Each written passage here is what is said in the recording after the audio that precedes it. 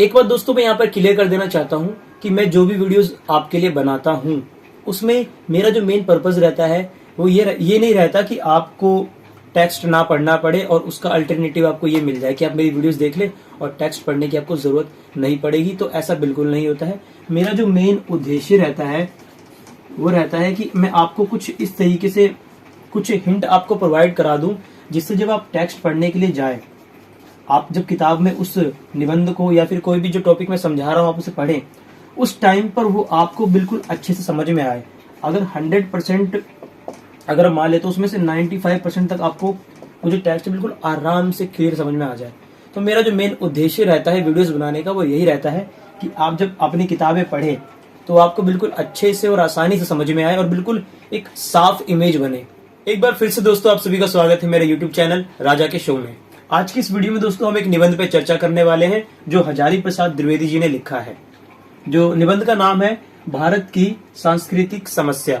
ये जो निबंध है दोस्तों ये अशोक के फूल निबंध संग्रह में से लिया गया है जो कि हजारी प्रसाद द्विवेदी जी का ही है। तो दोस्तों बिल्कुल टेंशन लेने की जरूरत नहीं है। ये निबंध आप इस वीडियो को देखने के बाद बिल्कुल अच्छे से आपको ये निबंध समझ में आ जाएगा। बस आपको वीडियो को ध्यान से देखना है। अगर आप दोस्तों मेरे चैनल पर नए हैं तो चैनल को सब्सक्राइब कर लेना, नोटिफिकेशन ऑन कर लेना, क्योंकि अगली वीडियो मैं अतीत की स्मृति पे लाने वाला हूं जो कि आचार्य रामचंद्र शुक्ल जी ने लिखा था निबंध। वो भी आपको बहुत आसानी से समझ में आ जाएगा, कोई मुश्किल नहीं है। तो आज हम शुरू करते हैं अपना आज का ये टॉपिक। तो टॉपिक शुरू करने से पहले दोस्तों हम हजारी प्रसाद द्विवेदी जी के बारे में थोड़ा सा जान लेते हैं। दोस्तों अगर मैं आपसे ये कहूं कि हिंदी साहित्य के कुछ प्रमुख कवियों को अगर रैंक वाइज डिवाइड कर दिया जाए तो उनमें से दूसरे तीसरे नंबर पर ही इनका नाम आ जाएगा। तो आप इससे अंदाजा लगा सकते हैं कि ये हजारी प्रसाद द्विवेदी जी कितने फेमस, कितने प्रसिद्ध हैं हिंदी साहित्य में।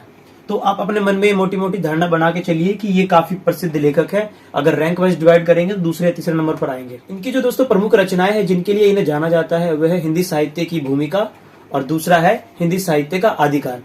दोस्तों आचार्य रामचंद्र शुक्ल जी ने जो हिंदी साहित्य का जो डिवीजन किया था तो उसमें उन्होंने जो पहला नाम वीर गाथा काल दिया था उन्हीं को इन्होंने चैलेंज करके कि वो वीर गाथा काल उसे नहीं कहेंगे, हम उसे आदिकाल कहेंगे। तो वो यही व्यक्ति थे दोस्तों जिन्होंने उनके उस काल विभाजन को चैलेंज किया। तो चलिए दोस्तों निबंध को अब शुरू करते हैं, जानते हैं इसके बारे में। तो दोस्तों संस्कृति क्या होती है, सबसे पहला सवाल ही उठता है। और संस्कृति क्या होती है और संस्कृति किस तरीके से बसने चालू होती है और किस तरीके से हमें पता लगता है कि हाँ संस्कृति यहाँ पर अब है, आ चुकी है। आप सभी जानते हैं दोस्तों किसी संस्कृति किसी भी एक समाज का, कोई भी एक समाजीय क्षेत्र जहाँ पर लोगों के खान पान, उनका रहन सहन, जिस तरीके से वो लोग रहते हैं, कपड़े पहनते हैं, उनके रीति रिवाज, उनके मान्यता आदि, इन सबको मोटे तौर पर हम लोग संस्कृति कह देते हैं। ये सबसे सामान्य डेफिनेशन है संस्कृति की कि किस तरीके से लोग रहते हैं, खाते पीते हैं, उनकी क्या मान्यता है, क्या बिलीफ है, ये क्या है, संस्कृति है।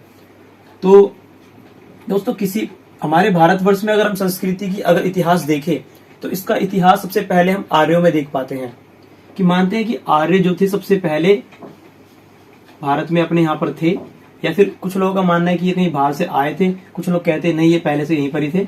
उसमें हमें नहीं पढ़ना है, हमें इतना पता है सबसे जो पुराने हमें जो साहित्य मिलता है वो आर्यों का ही मिलता है, तो हम इससे सबसे प्राचीन मान लेते हैं। तो इनकी संस्कृति थी इस टाइम पर। अब दोस्तों समय के अनुसार और भी कई देश थे, अलग अलग जगह पे लोग रहते थे, वो लोग क्या करे यहाँ पर आके रहने लगे। पहले तो यहाँ पर एक ही संस्कृति को मानने वाले आर्य लोगों की मान्यताएं, उनका विश्वास, उनकी संस्कृति सब एक जैसी थी। परंतु जब और जगह से लोग यहाँ पर आके रहने लगे तो उनके बिलीव्स अलग थे।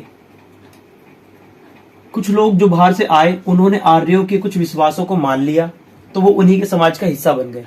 कुछ लोगों ने क्या है उनके बिलीव्स को, उनके विश्वास को और उनके रहन सहन, उनके खान पान का मतलब अपने आप को उसमें नहीं ढाल पाए, उनका विरोध किया, कहा कि नहीं हमारा थोड़ा अलग रहेगा। तो ये लोग थोड़ा सा इनसे जो है विचार, उनकी मान्यता अलग होने लगी। तो ये क्या है अपनी अलग संस्कृति बन गई क्योंकि इनका रहना सहना, मान्यता, विश्वास सब अलग हो गया। तो इस तरीके से दोस्तों संस्कृति जो है अलग अलग होने लगी लोगों की। तो आप देख सकते हैं आर्यों की संस्कृति अलग हो गई, जो दूसरे बाहर से आए उनकी संस्कृति अलग हो गई। इसी तरीके से समय के साथ साथ लोग बाहर से आके रहने लगे भारत में। आज आप जानते हैं भारत में कितने प्रकार के संस्कृतियां पाई जाती है, मतलब कितने डिफरेंट मान्यताओं के लोग यहाँ पर रहते हैं। तो ऐसे ही समय के अनुसार यहाँ पर संस्कृतियां जो है पनपती रही अलग अलग और एक दूसरे से विरोध होता रहा इनका। हजारी प्रसाद द्विवेदी जिस समस्या की बात कर रहे हैं, आपने लिखा है, मैंने यहाँ लिखा है ना, सांस्कृतिक समस्या। तो ये संस्कृति समस्या है वो यही है कि ये जो लोग हैं अलग अलग, इनकी जो मान्यताएं हैं, यहीं से जो समस्या जो है शुरू होती है, जब इनकी मान्यताएं, इनके बिलीफ्स एक दूसरे से नहीं मिलते। तो इसी सांस्कृतिक समस्या की बात वो अपने इस निबंध में करते हैं। निबंध के अंदर दोस्तों हमें जो उदाहरण हजारी प्रसाद द्विवेदी जी देते हैं, वो सबसे पहला उदाहरण देते हैं आर्यों का और द्रविड़ों का, कि आर्यों और द्रविड़ों के बीच में सबसे पहले जो है मतभेद होना शुरू हुआ। उन दोनों के बीच में जो उनकी मान्यताएं थी वो अलग अलग थी, तो इस वजह से इनके बीच में एक तरीके से टकरार शुरू हुई, लड़ाइयां शुरू हुई। और उसके बाद वो दूसरा एग्जाम्पल देते हैं आर्यों और नागों का, कि आर्य और नागों के बीच फिर हुई हो, जो आप सभी जानते हैं। तो इस तरीके से है ना, लड़ाइयां एक तरीके से शुरू होती है, समस्याएं शुरू होती है जब दो विचारधाराएं आपस में टकराती हैं। इसी समस्या के बाद दोस्तों आगे वो बताते हैं कि जो समस्या उत्पन्न हो रही है आपसी विचार को लेकर, इस समस्या को लेकर के हमें ना परेशान होने की जरूरत बिल्कुल भी नहीं है। वो कहते हैं ये समस्या आना एक नॉर्मल है और इसका समाधान भी बहुत आराम से हो जाता है। कुछ मामलों में हमें क्या है, समय पर छोड़ देना चाहिए, समय के अनुसार वो मामला अपने आप निपट जाता है। या फिर दूसरा, हमें धैर्य से काम लेना चाहिए। एक तरीके से ये दोनों सब एक ही है। तो जो समस्या है, कहते हैं बड़ी से बड़ी समस्या अगर हम प्राचीन इतिहास में जाके देखें, जो दो संस्कृतियों की आपस में बिल्कुल नहीं बन रही थी, वे अपने आप आगे बढ़ के, आगे चल करके उनकी बनने लगी। जैसे वो एग्जाम्पल देते हैं आर्य और नागों का, कि ये पहले लड़ते थे पर लेकिन आपस में मिल गए। सेम ऐसे ही आर्य और द्रविड़ भी। फिर बाद में एग्जाम्पल देते हैं आर्य और मंगोलों का। आप जब इस निबंध को पढ़ेंगे तो आपको और अच्छे से क्लियर हो जाएगा। तो इन्होंने बताया कि ये जो समस्या है से कुछ परेशान होने वाली बात नहीं है। इसी को वो रिलेट करते हैं आज के पॉइंट ऑफ व्यू से, कि आज की जो सांस्कृतिक समस्या है वो किन दोनों के बीच बताते हैं मेनली। वैसे तो भारत में बहुत सारे धर्म के लोग रहते हैं, बहुत सारी मान्यता के हैं लोग, पर लेकिन जो हजारी प्रसाद द्विवेदी जी है वो केवल दो जातियों को उठाते हैं। एक वो हिंदू की बात करते हैं, दूसरी और वो बात करते हैं मुस्लिम्स की। इन दोनों को विशेष रूप से वो निबंध में लिखते हैं और इन्हीं की एकता की बात करते हैं, इन्हीं की समस्या के समाधान की बात करते हैं।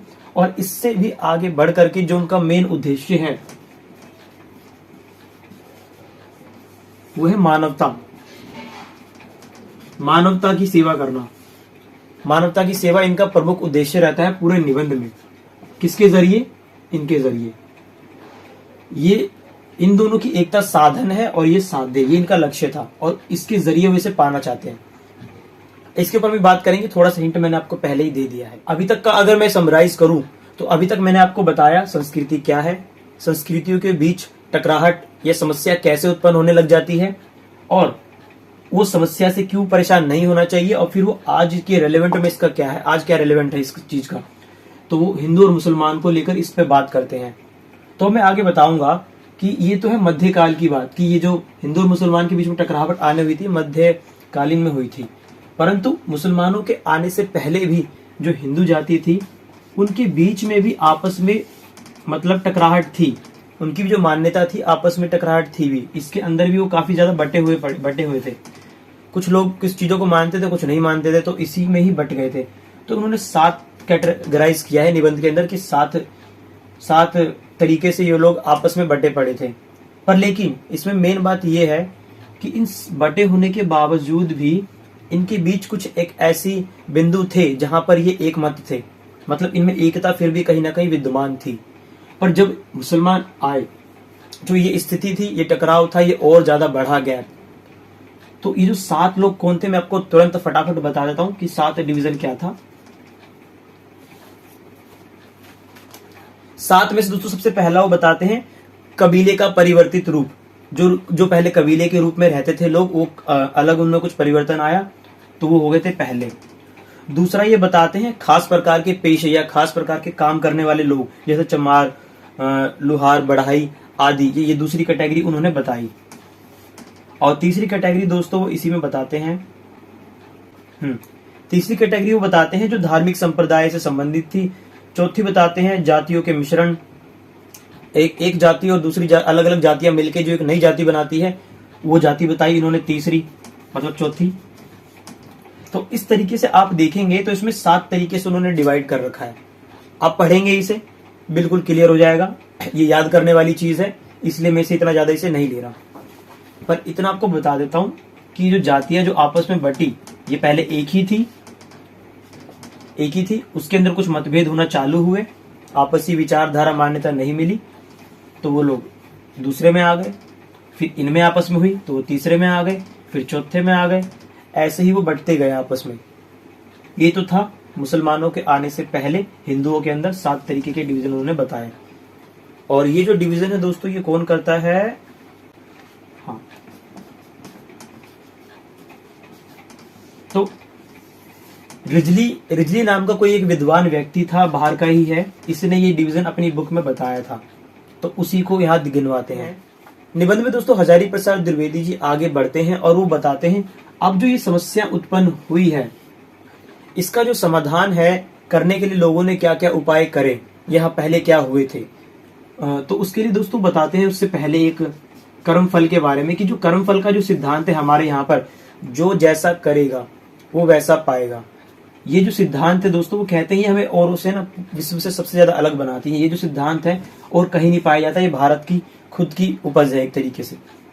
तो ये कर्मफल के सिद्धांत के बारे में बताते हैं किस तरीके से इस कर्मफल के सिद्धांत ने भी लोगों के बीच में ना संतुलन बनाने का काम किया है।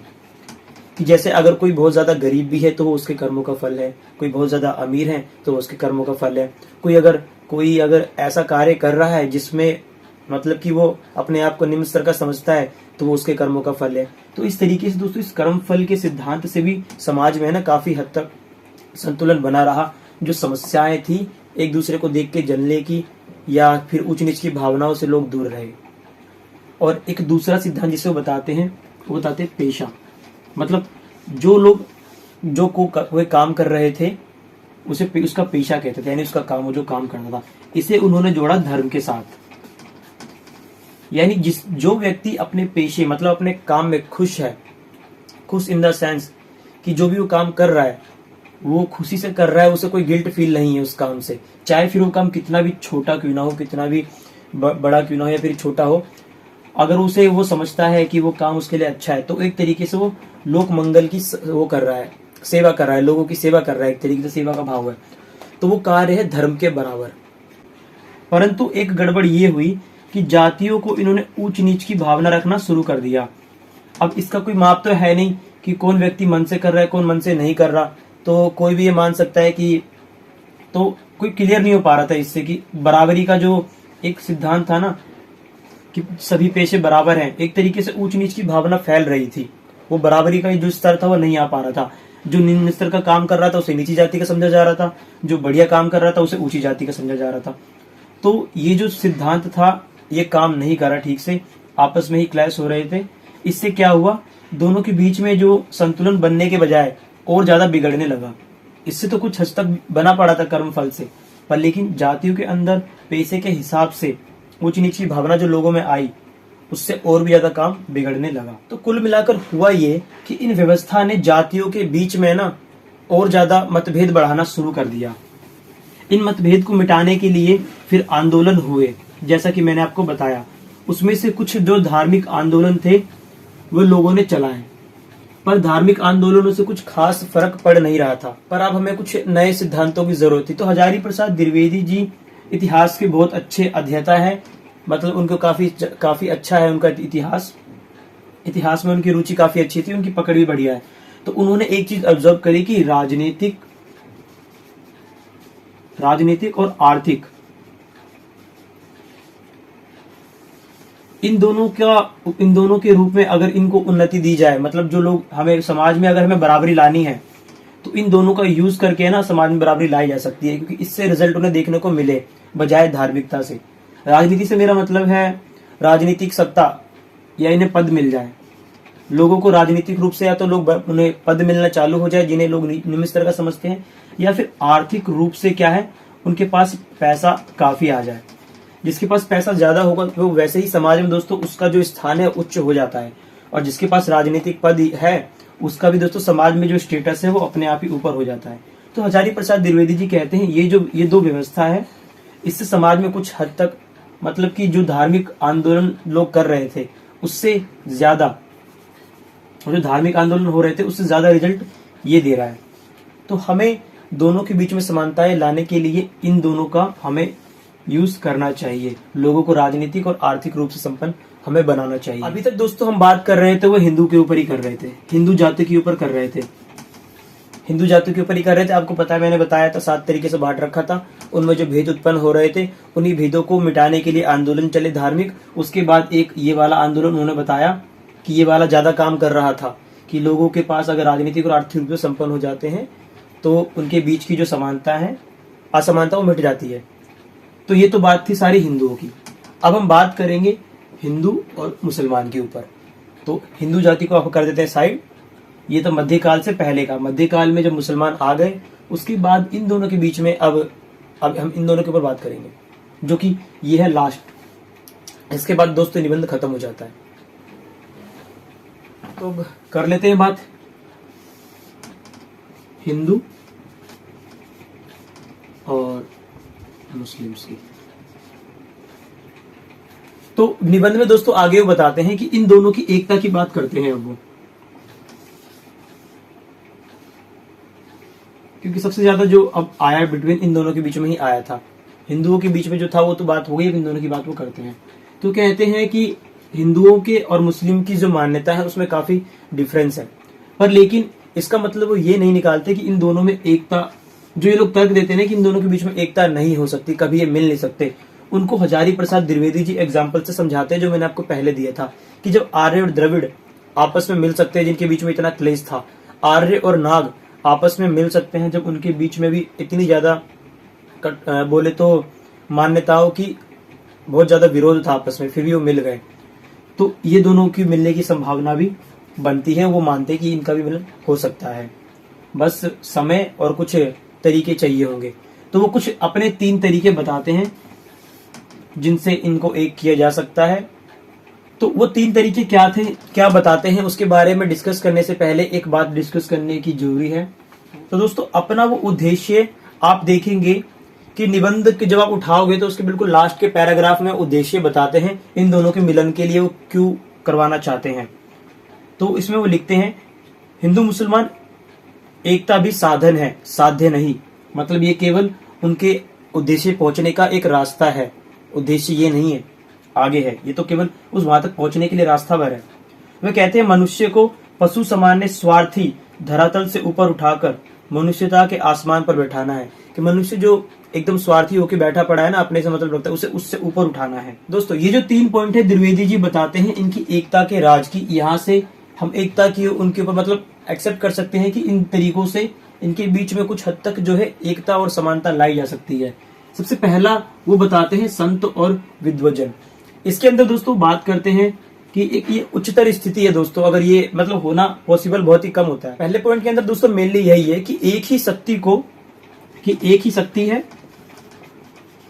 एक ही शक्ति को दोनों क्या है अलग अलग नामों से पूजते हैं। मेनली क्या है, जो शक्ति है जिसकी ये दोनों पूजा करते हैं वह एक ही है, दोनों क्या है बस नाम अलग अलग है। ये दोस्तों उच्चतर स्तर की स्थिति है, क्योंकि इस पे तो हर तरफ मान्यता है, हर संत और हर कोई ये मानता है कि उच्च स्तर पर हम लोग क्या है एक ही शक्ति की पूजा करते हैं, ये सर्वमान्य है। परंतु जो जनता होती है नॉर्मली, उन्हें इतना उनका जो आदर्श होता है वो इतना उच्च स्तर का उनका लेवल नहीं होता है कि वो ये बातें समझ पाए। उनके लिए क्या है कि उनके लिए जो धार्मिक कर्म कांड होते हैं छोटे मोटे, जैसे यज्ञ करवाना, शंख बजाना, नमाज देना, उनको ये ज्यादा अट्रैक्ट करता है, बजाय इसके कि जो पूज रहे हैं वो एक तरीके से एक ही गॉड को पूज रहे हैं, एक ही भगवान को पूज रहे हैं। अगर उच्च स्तर पर देखे तो एक ही माना जाता है, एक ही शक्ति है, अलग अलग नाम है, बस पूजते एक ही को है। तो वहां तक नॉर्मल जनता नहीं पहुंच पाती है। तो एक तो ये रास्ता बताते हैं कि ये तरीका हो सकता है कि हम इसे ये एक ही शक्ति माने, पर वो खुद ही बाद में इस बात पॉइंट को काट में देते हैं कि इससे कुछ खास फर्क पड़ने वाला है नहीं, क्योंकि सामान्य जनता को ये चीजें आकर्षित नहीं करती। दूसरी वो बताते हैं नितांत लौकिक।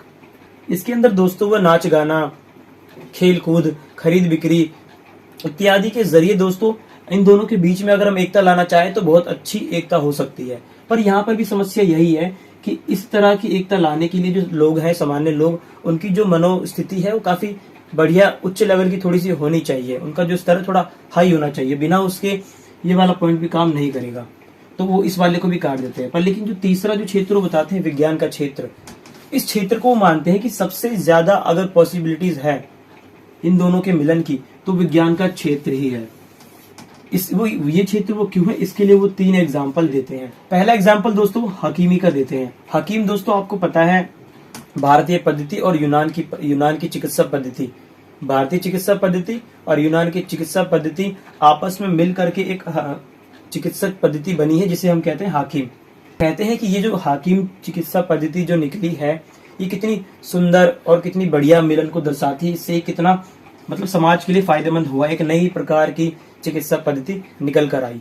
दूसरे एग्जाम्पल में दोस्तों हजारी प्रसाद द्विवेदी जी ये बताते हैं कि जैसे देशांतर, अक्षांश, सूर्य अस्त, सूर्य ग्रहण और चांद कब निकलेगा, चांद कब नहीं निकलना, मतलब कि बाहर की ग्रहों की स्थिति क्या है, इसकी गणना आप चाहे हिंदुओं में देखें चाहे मुस्लिमों में देखें, दोनों में समान रूप से की जाती है। तो इस जगह पर भी हम पाते हैं कि इन दोनों में एकता दिख रही है कि दोनों ही इस चीज को ज्यादा तवज्जो देते हैं। हिंदू अपने मुहूर्त वगैरह के लिए इन सब का अध्ययन करते हैं और मुस्लिम भी अपने ईश्वर को पूजने के लिए इन चांद का और इन मुहूर्तों का सहारा लेते हैं।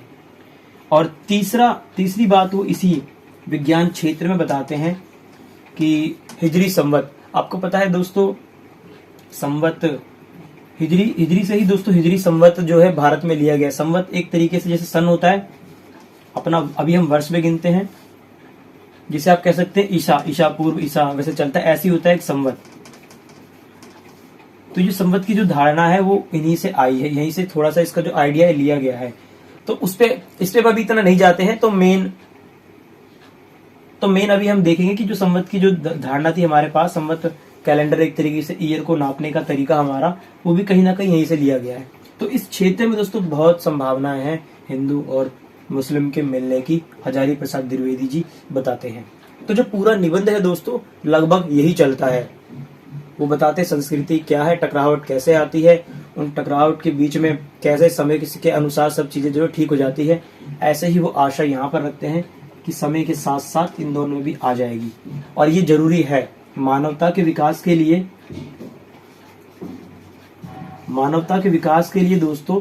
ये जो है संस्कृति में एक तरीके से एकता, ये समस्याएं जो है विचारधाराओं की खत्म होनी चाहिए, तभी जो है मानव एकता स्थापित हो पाएगी। हजारी प्रसाद द्विवेदी जी दोस्तों इतना सारा जो उन्होंने हमें बताया, इसके पीछे उनको बताने का जो मेन रीजन है वो यही है कि वो मानवता की उन्नति चाहते हैं, मानवता का भला चाहते हैं, इसको इनके स्वार्थ से ऊपर उठाना चाहते हैं, जिसके लिए वो चाहते हैं कि भारत बहुत सारी संस्कृति और सभ्यताओं वो का मानने वाला है।